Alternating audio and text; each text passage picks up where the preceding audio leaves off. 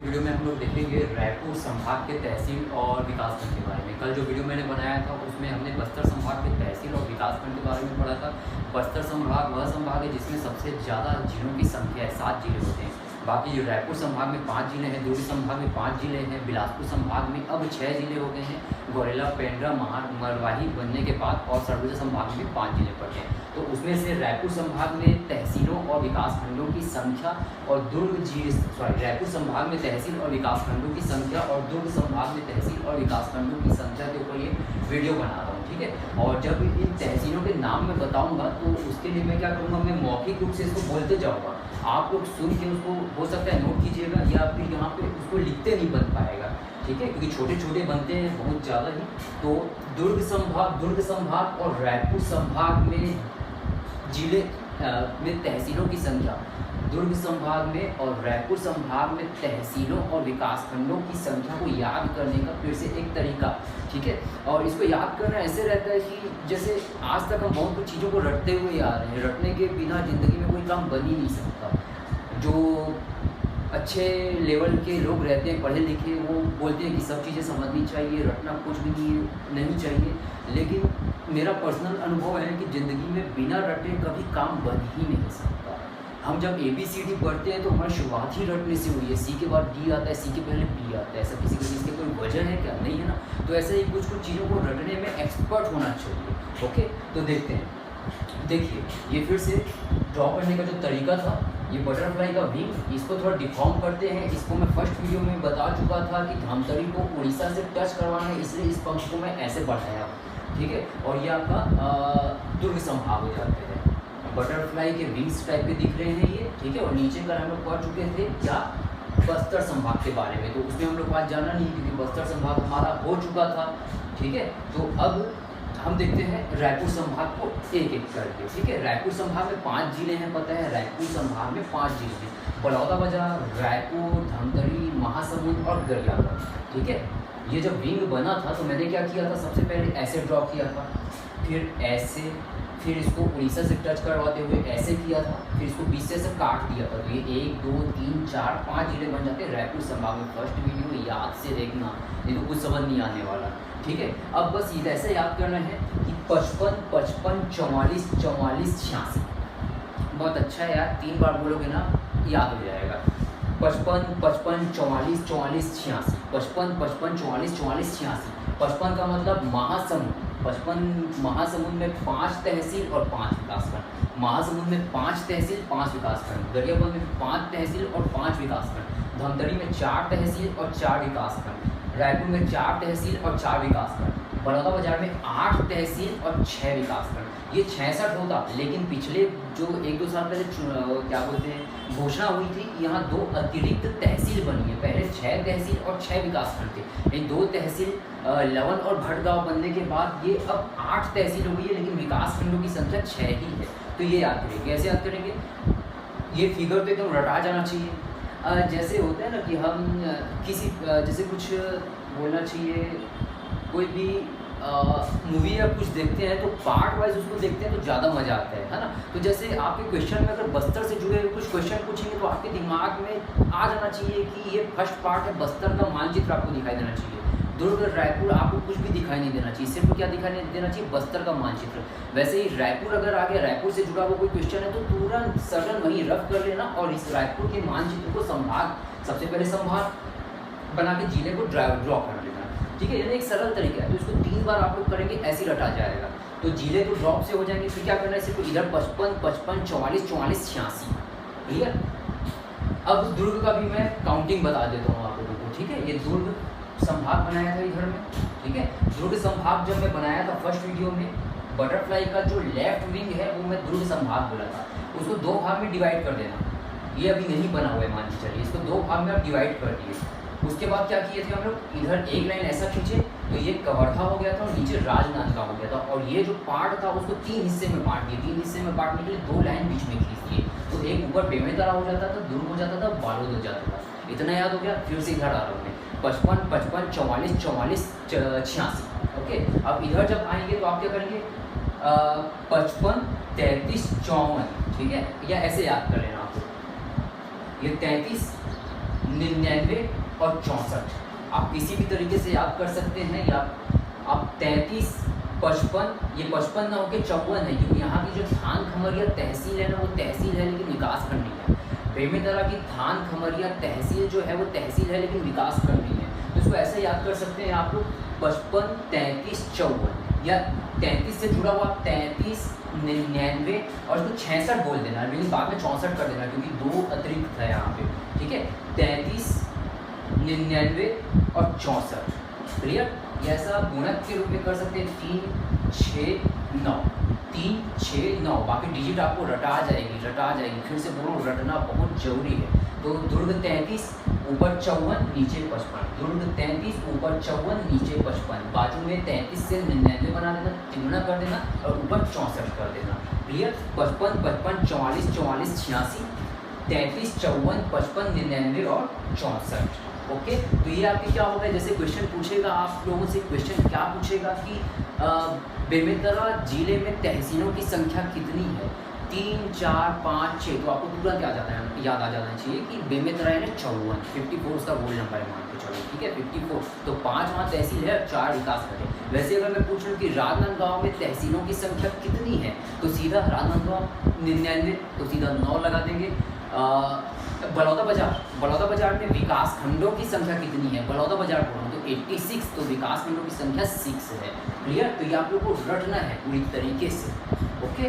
तो अब हम देखेंगे कि सिर्फ रायपुर संभाग का अभी ड्रॉ करेंगे हम लोग कि इसमें कितने कितने तहसील के नाम क्या है, कितने संख्या तो हमने पढ़ ली, अब उसके तहसीलों के नाम कैसे याद करना है उसको देखते हैं। चलिए, तो रायपुर संभाग के 5 जिलों में हम अब तहसीलों के नाम याद करते हैं और विकासखंडों के नाम याद करते हैं, ठीक है। तो देखिए, ये सबसे पहले मैं क्या बताया था, ये महासमुंद और ये आपका गरियाबंद हुआ, ठीक है। महासमुंद और गरियाबंद, महासमुंद कितना 55, गरियाबंद भी कितना 55। तो याद कर जाएंगे कैसे, सबसे नीचे देवभोग, इसके नाम लोग को मैं यहाँ लिख नहीं पा रहा हूँ क्योंकि लिखते नहीं बनेगा, तो आप लोग ध्यान से सुन के ना उसको नोट करते जाना। ये आपका हो गया देवभोग, मैनपुर, गरियाबंद, बिंद्रा नवागढ़। देवभोग, मैनपुर, गरियाबंद या बिंद्रा नवागढ़ दोनों एक ही के अंतर्गत आते हैं, ठीक है।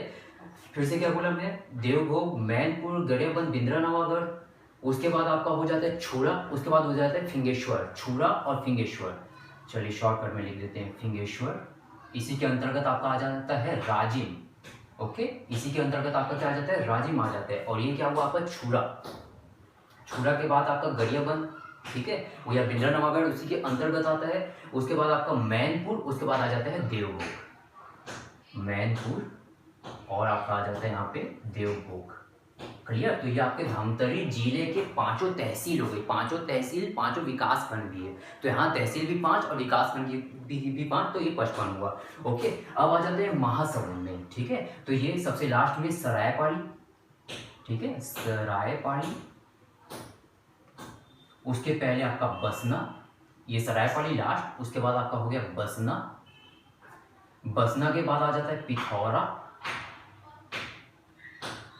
बसना के बाद पिथौरा, पिथौरा के बाद आपका आ जाता है ये महासमुंद और ये आपका बागबाहरा, महासमुंद और बागबाहरा। आपको डिजाइन नहीं बना रही है कि कौन सा तहसील कैसे बनेगा, क्योंकि हम लोग को ना एग्जाम में मैपिंग नहीं करना है, हमको सिर्फ याद करने के लिए अपने नोट्स जो बनाने हैं ना उसके तरीके को फाइंड करना है, ठीक है। तो क्या ये आपके 5 पूरे याद हो गए होंगे, ये भी 5 हो गए, ठीक है। गरियाबंद और महासमुंद दोनों के 5-5, ये भी 55। फिर से बोल रहा हूँ एक बार, महासमुंद का क्या था आपका, महासमुंद अब इधर से याद करो, इधर से याद करो, एक ही मतलब है। महासमुंद, बागबाहरा, पिथौरा, बसना, सरायपाली, फिर आ जाते हैं रायगढ़ और इधर उड़ीसा आ जाते हैं। ऐसा याद किया करो कि आप उस रास्ते पे चल रहे हो, ठीक है। और इधर जब आए तो हम लोग यहाँ से चल किए फिंगेश्वर राजिम उसके अंतर्गत आता है, फिंगेश्वर राजिम। उसके बाद आ जाता है आपका छुरा, छुरा के बाद आपका आ जाता है गरियाबंद या बिंद्रा नवागढ़। उसके बाद आ जाता है आपका मैनपुर, इसके बाद आ जाता है देवभोग, देवभोग के बाद आप आगे चले जाते हैं इसी के उड़ीसा की ओर, ठीक। यहाँ तक हो गया आप लोग का। अब आ जाते हैं धमतरी में, ये धमतरी जिला है और ये आपका रायपुर जिला है और ये आपका बड़ौदा बाजार जिला है। बड़ौदा बाजार 86 बोला था ना, तो इसमें 8 तहसील है, तो मैंने सीधी सीधी लाइन खींची है। आपको ये डिजाइन याद नहीं करनी, ये मैंने अपने यानी बोलते एक्यूरेसी के लिए इसको बनाया। आप सीधी 4 लाइन खींच के भी उसको याद कर सकते हैं, नोट कर सकते हैं, ठीक है। तो सबसे पहले कहाँ से स्टार्ट करें, धमतरी से कर लेते हैं। तो धमतरी में क्या करना, सबसे पहले आप ये आपका धमतरी कुरुद, मगरलोड, और ये आपका हो जाता है सिहावा। ठीक है, ये आपका हो गया सिहावा, ये आपका हो गया धमतरी, और ये आपका हो गया कुरुद, और ये आपका हो गया मगरलोड। ठीक है, क्योंकि आप रायपुर से आएंगे तो सबसे पहले आपको क्या मिलेगा, आपको कुरुद मिलेगा, कुरुद के बाद धमतरी, धमतरी के बाद सिहावा और मगरलोड अलग रूट हो जाते हैं। तो ये हो गया आपके 4, यही मैंने ट्रिक बताया था, 44, 4 तहसील और 4 विकास खंड। अब रायपुर में आ जाइए, रायपुर में आ जाएंगे, रायपुर में भी 44 क्या बोले थे, 55, 55, 44, 44, 86। तो ये आपका हो जाएगा ये रायपुर, क्योंकि दुर्ग से टच में है ना रायपुर, तो दुर्ग, रायपुर, रायपुर के बाद अभनपुर, अभनपुर के बाद ही तो कुरुद आएगा ना, उसके बाद धमतरी आएगा। ठीक है, रायपुर, अभनपुर, कुरुद, धमतरी, ऐसे याद करते हैं। फिर धमतरी से इधर हम कांकेर की तरफ चले जाते हैं, जब हमको जगदलपुर वगैरह जाना होता है। तो रायपुर हो गया, अभनपुर हो गया, और ये ऊपर आपका तिल्दा हो जाएगा। और रायपुर से महासमुंद जाना है तो आप कौन सी रूट पकड़ते हो, रायपुर से महासमुंद जाते हो तो बीच में आरंग आता है। ठीक है, तो ये आपका आरंग हो जाएगा, लिखते नहीं बन पा रहे फिर सॉरी। ठीक है, अच्छे से याद करो, ये रायपुर, अभनपुर, आरंग और तिल्दा, रायपुर, अभनपुर, आरंग, तिल्दा, ये 4 तहसील और 4 विकासखंड, 44। रायपुर, आरंग, अभनपुर, तिल्दा, 3 बार बनाना, इसको एकदम अच्छे से समझ आएगा। ओके, उसके बाद यहाँ पे आपका क्या था, धमतरी, यहाँ से चालू कर देते हैं, कुरुद, धमतरी, सिहावा और मगरलोड। अब बचता है सिर्फ बलौदा बाजार। तो बलौदा बाजार थोड़ा सा 8 तहसील और 6 विकास खंड, जिसका नाम मैं दिया था 86। ठीक है, तो बोलते जाऊंगा, बस याद करते जाना आप लोग। ठीक है, तो सबसे पहले सिमगा, देखो इसको मैं 1 2 3 4 5 6 7 लाइन से डिवाइड किया, मैंने 7 लाइन से डिवाइड किया, मतलब इसमें 8 पार्ट हैं। तो सबसे फर्स्ट सिमगा, भाटापारा, बलौदा बाजार।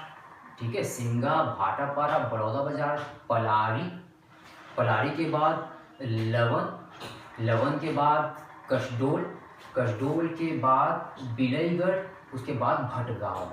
ठीक है, लवन और भटगांव जो है ना, लवन और भटगांव 2 न्यू है, नए हैं। पहले 6 तहसील और 6 विकासखंड थे। पहले कितने तहसील और कितने विकासखंड थे, 6 तहसील और 6 विकासखंड। लेकिन पिछले साल घोषणा हुई थी, अब वो बन भी गया है।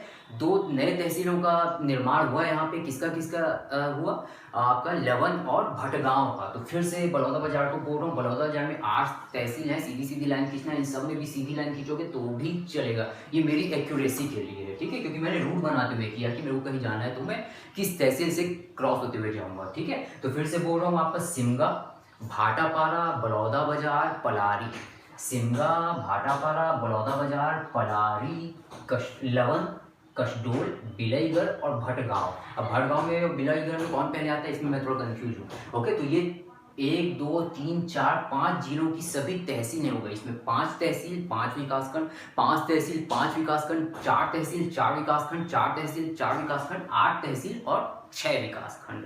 ठीक है, लवन और भटगांव विकासखंड नहीं है, क्योंकि नए नए बने हुए हैं वो। विकासखंड और तहसील में क्या अंतर रहता है, तहसील राजस्व इकाई रहती है और विकासखंड जो रहते हैं वो शासी इकाई रहती है, शासन के अंतर्गत वो काम करती है। ओके, तो अब दुर्ग का हम लोग नेक्स्ट वीडियो में देखेंगे, क्योंकि बहुत ज़्यादा रफ हो गया। इससे पहले जब मैं इसको नंबरिंग दे रहा था तो उसमें फैन को मैं बंद करना भूल गया था, तो उसकी आवाज़ थोड़ी गूंज रही होगी, उसको ईयरफोन लगाना, ये मेरे ख्याल से अच्छा आया होगा। ओके, तो अगर अच्छा लग रहा है तो प्लीज़ लाइक किया करें और कमेंट किया करें, तभी मैं आगे इसको बढ़ा पाऊँगा। क्योंकि वीडियो बनाने का सिर्फ एक ही मकसद है, शुरू से हर वीडियो में बोलते आ रहा हूँ, आपकी मदद। ठीक है, ओके, थैंक यू।